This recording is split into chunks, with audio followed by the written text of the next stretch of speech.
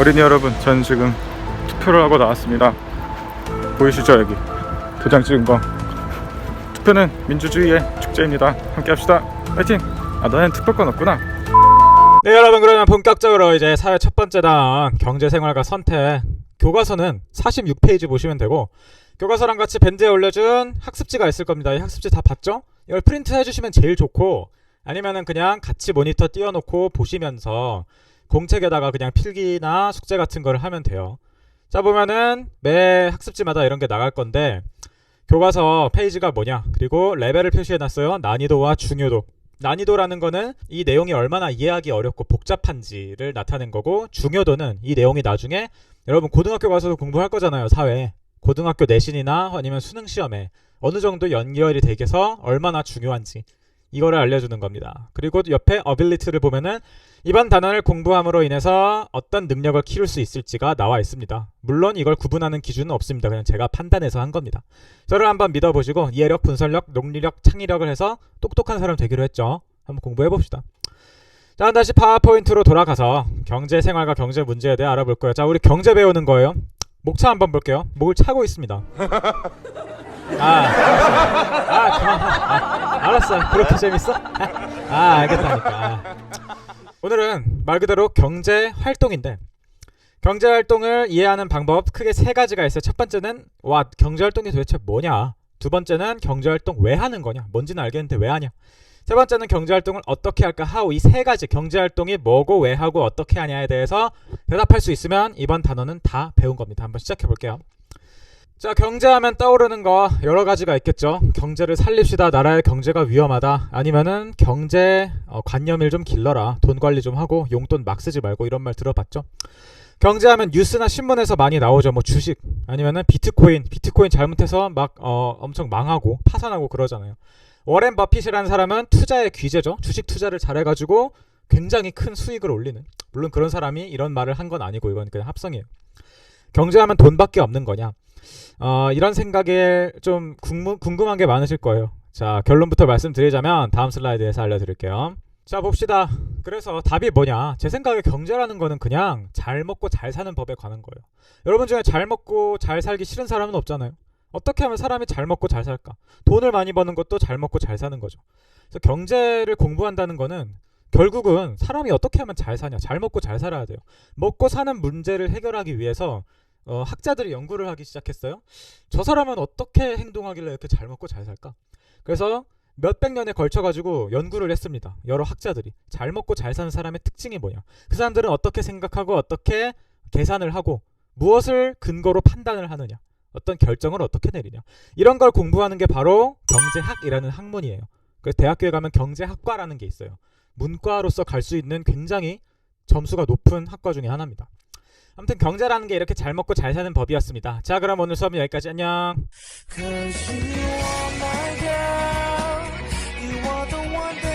자, 죄송합니다. 제대로 설명할게요. 자, 경제활동이 뭔지 저는 학습지에 이렇게 설명을 했어요. 경제활동이란 A가 B를 C 하는 것이다. 자, 여러분, 여기서 A는 이 문장의 주어라고 할 수 있죠. 문장의 주인공이 되고, B는 늘자가 붙은 말이니까 목적어죠. 그리고 C는 뭐뭐 한다니까 그 문장의 결론인 동사가 되겠습니다. 그래서 우리나라의 문장 순서는 주어, 목적어, 동사 이렇게 되죠. 동사가 아니라 서술어죠. 제가 국어 선생이 아니라 잘 모르겠네요. 그래서 경제활동을 크게 A, B, C로 나눴는데 이게 각각을 무엇을 의미하냐. A는 말 그대로 주어니까 주체, 경제활동을 누가 하냐, 후의 문제예요. 경제활동을 하는 사람 또는 기관들이 어떤 것이 있느냐. B는 경제활동의 대상이에요. 무엇을 가지고 우리가 경제활동을 하느냐. 다시 말하면 경제는 먹고 살기 위한 거죠. 사람이 먹고 살기 위해 뭐가 필요하냐, 이게 B고요. C는 경제활동의 종류를 의미해요. 그래서 그 사람들이 먹고 살기 위해서 구체적으로 어떤 짓을 하느냐, 이게 C죠. 이 A, B, C에 대해서 차례대로 알아볼 건데 A부터 알아보는 게 아니라 조금 이해하기 쉬운 B부터 알아보겠습니다. 넘어갈게요. 자, B. 경제활동은 과연 무엇을 대상으로 하는 거냐. 자, 여기서 우린 두 가지 개념을 공부할 거예요. 첫 번째는 재화, 서비스예요. 우선 보면은 47쪽 교과서를 같이 보면서 한번 이해를 해봅시다. 자, 우리의 욕구와 필요를 충족시키는 것들을 재화와 서비스라고 하는데, 욕구. 자, 욕구가 있죠. 사람은 누구나 욕구를 가진다. 왜? 아까도 말했죠. 잘 먹고 잘 살기 위해서. 사람이 잘 먹고 잘 살기 위해서는 욕구를 충족을 시켜야 돼요. 뭔가 필요한 게 있죠. 그 필요를 충족시켜주는 모든 물건들, 그것들이 전부 다 재화 또는 서비스라고 하는 거예요. 그럼 재화랑 서비스 뭐가 다르냐? 재화는 눈에 보이고 만질 수 있는 거죠. 형체가 있는 거죠. 예를 들면은 멋진 자동차 혹은 음식 아니면 이런 기타 같은 나한테 만족감을 주는 것, 내 욕구를 충족해주는 물건이 전부 다 재화고요. 서비스는 뭐냐면은 이것도 내 욕구를 충족해주기는 하지만 그 형체가 없는 거예요. 예를 들어서 관광지에서 관광 가이드를 하죠. 여행에 도움을 받으니까 내 욕구가 충족이 되죠. 하지만 관광이라는 거에 어떤 형체는 없잖아요. 그냥 사람이 해주는 서비스지. 사람이 하는 행동에 의해서 욕구와 필요가 충족된다. 이걸 서비스라고 하죠. 예를 들면은 마트에서 이 계산을 해주는 이 아르바이트생은 우리한테 계산이라는 서비스를 제공해주고 있는 거죠. 거의 연예인 같은 그런 가수나 연예인들이 공연이나 음악을 통해서 우리한테 즐거움과 만족을 줍니다. 그런 것도 서비스의 한 예시로 볼 수가 있겠죠. 그래서 재화와 서비스의 두 가지 개념, 그거의 공통점은 뭐냐? 우리의 욕구를 충족시켜준다. 차이점은 뭐냐? 하나는 눈에 보이는 거고 만질 수 있는 형체가 있는 거고, 서비스는 그렇지 않다. 여기까지 해야 되죠? 자, B 이해했고, 자 C로 넘어갑시다. 그러면 C에 뭐였어? 우리가 하는 행동들이잖아. 이 재화와 서비스를 가지고 구체적으로 무엇을 하느냐? 욕구를 충족하기 위해 우리는 무슨 활동을 할까? 크게 세 가지 종류가 있어요. 여기에도. 자, 외울 게 좀 많습니다. 근데 쉬워요. 이해하면 돼요. 생산, 분배, 소비입니다. 생산, 뭔지 알죠? 뭔가를 만드는 거예요. 생산은 공장에서 뭘 만드는 것뿐만 아니라 그거를 마트로 운반해가지고 우리가 살 수 있도록 딱 진열해 놓는 거, 그것까지 생산의 한 과정으로 봐요. 자, 그래서 예를 들어서 제가 여러분한테 수업을 하는 것도 교육이라는 서비스를 제공하는 거죠. 교육은 재화일까 서비스일까? 그렇죠, 서비스죠. 눈에 안 보이니까. 물론 나는 눈에 보이지만 내가 하는 교육이라는 이 행위는 서비스겠지. 이해됐어요? 자, 그래서 내가 여러분들 너무 사랑해서 나 돈 안 받고 그냥 맨날 하루에 100시간 가르칠 수도 있어. 정말 그럴 수 있지만 돈을 받으면 더 좋죠. 그래서 내가 하는 이 일에 대한 대가를 받죠. 모든 생산에는 대가를 받아요. 돈이 되니까 생산하는 거예요. 이 생산의 대가로 이득을 얻는 것, 그것을 바로 분배라고 합니다. 다시 할게요. 생산의 대가로 이득을 얻는 것, 그것들을 분배라고 합니다. 예를 들어서 내가 열심히 물건을 만들어서 팔면은 그거에 대한 가격을, 이득을 얻겠죠. 그리고 그 이득은 내가 그걸 열심히 만든 그 회사원, 노동자들, 일한 사람들한테 적절하게 분배가 될 겁니다. 그래서 이걸 분배라고 하는 거예요. 이해됐죠? 자, 마지막 소비. 쉽죠? 여러분들 제일 많이 하는 게 소비죠. 뭐예요? 맨날 먹고 자고 싸우고. 자, 여러분은 아직 생산이나 분배를 할 준비가 안 돼 있고 준비를 하는 기간이기 때문에 생산 분배보단 주로 소비를 하게 되겠죠. 물론 아르바이트를 하는 학생들은 생산에 참여할 수도 있지만 여러분 대부분은 아직 소비의 주체입니다. 드디어 마지막으로 A, 주체를 알아볼 시간이 됐어요. 주체라는 건 주어, 주인공이란 뜻이에요. 내가 재화 서비스도 알고 생산 분배 소비라는 것도 알았어. 근데 누가 하는 거야? 누가? 이 누가에 해당하는 게 바로 경제 주체인데 여기엔 세 개가 있어요. 외울 게 좀 많죠? 설명 들으면 알 겁니다. 가게, 기업, 정부예요. 가게, 우리 가계부 쓴다라는 말 들어봤어요? 우리 집안에서 쓰는 거죠. 그쵸? 우리가 살고 있는 일반적인 가정집, 가게라고 해요. 기업은 회사죠. 정부는 우리 국가, 나라를 의미하고. 그럼 이 각각이 가장 무슨 일을 하느냐 알아보겠습니다. 자, 여기 경제주체 삼형제가 있습니다. 경제주체 삼형제다. 경제주체 삼형제? 자, 봅시다. 처음에 일단 가게부터 봅시다. 자, 우리 생산, 분배, 소비라는 경제활동을 배웠어.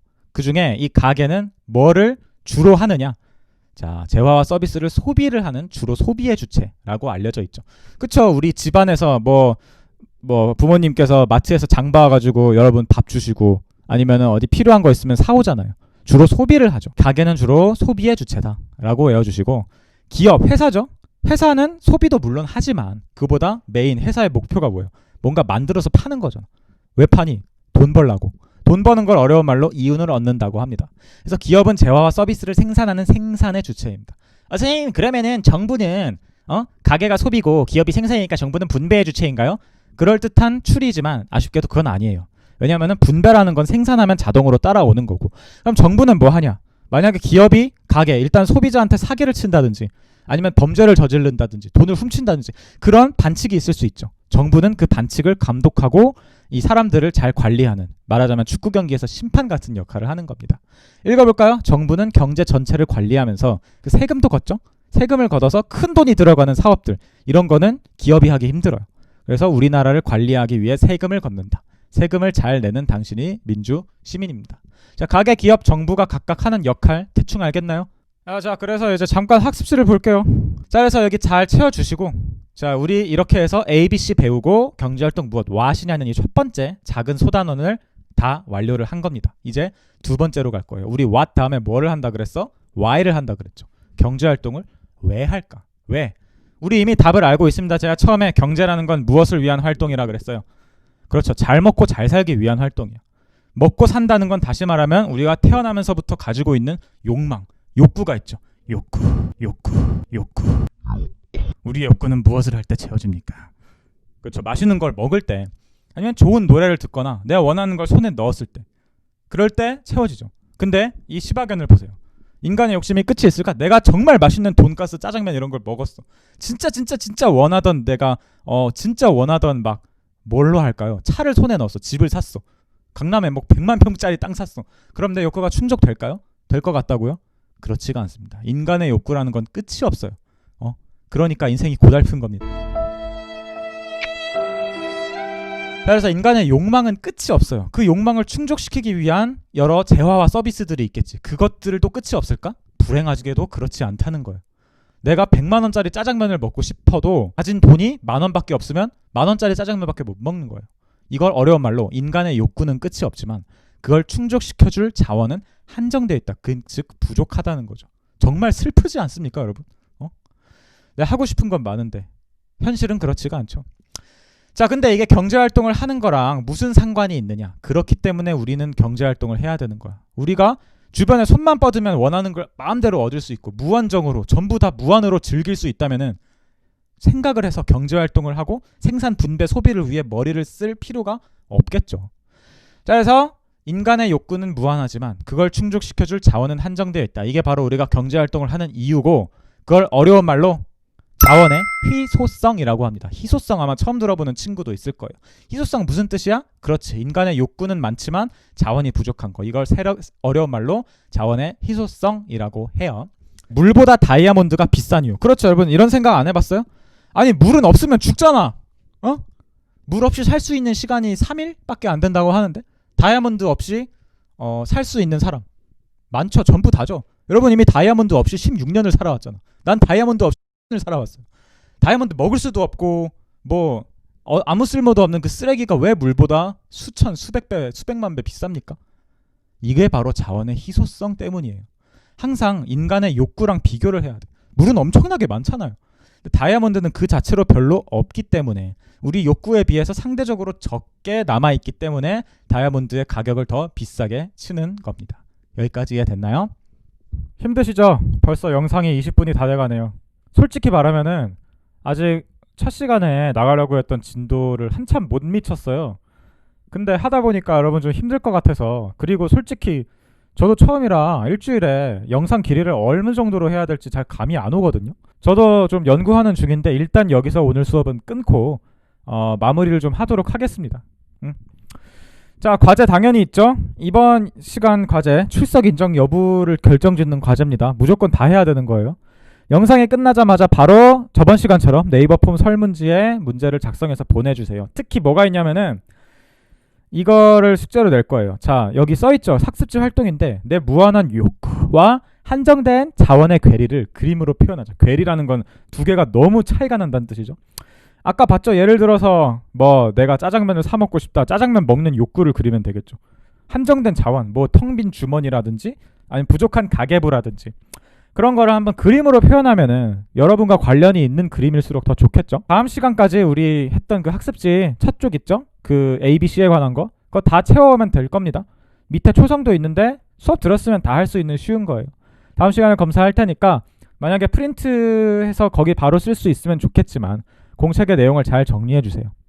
아참, 그리고 이 과제는 그림을 그리는 걸 어떻게 제출하죠? 자, 그 네이버 폼에 사진 파일 업로드하는 기능이 있어요. 그러니까 폰으로 사진 딱 찍어서 올리든 아니 뭐 스캔을 뜨든 어쨌든 폼으로 제출을 할 수는 있는 겁니다. 만약에 이게 잘 안 된다 그러면 저한테 밴드에서 개인 메시지 어떻게 보내는 줄 알죠? 1대1 채팅 모르면 친구한테 물어보시고요. 그걸 통해서 저한테 물어보시면 개인적으로 숙제를 받을 수 있도록 조치를 하겠습니다. 그러면 오늘 여기까지 하고 다음 시간에 봅시다. 안녕.